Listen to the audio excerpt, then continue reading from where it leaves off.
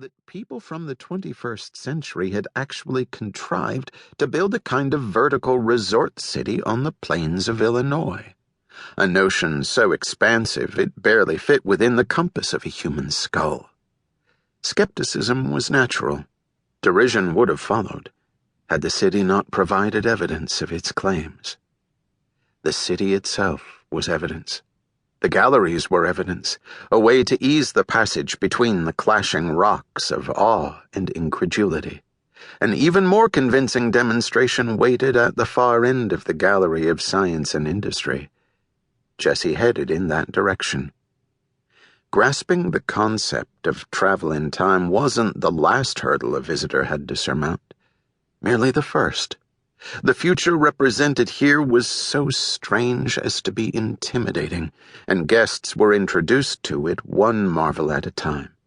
Once you were comfortable with the mezzanine, you could proceed to other levels of the city, where theaters presented moving pictures, where a heated swimming pool made its own waves, where acrobats and musicians imported from the 21st century performed on a nightly schedule. It was a lot to absorb, but the guests shuffling through the mezzanine seemed eager enough to absorb it. Jesse moved among them, insulated by his uniform. They were wealthy, and he was not. The women in the crowd wore fine silk bodices with bustles, and Jesse had once lived among women who would have killed, perhaps not just in the figurative sense, to own such things. The men wore waistcoats, frock coats, plain or checkered trousers, wing collars, elegantly knotted ties. Most of the guests appeared to be from the East, but the wealthy of Chicago were prominently represented, and Jesse saw a few less carefully dressed gentlemen who might have made their fortunes out west.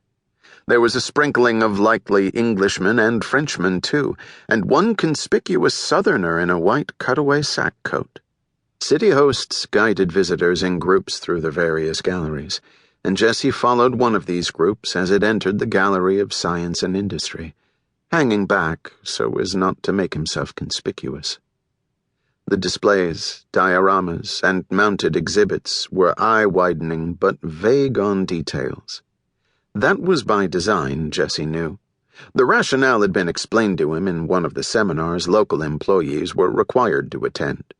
Too much explicit information about the future would be disorienting. It might also be unfair.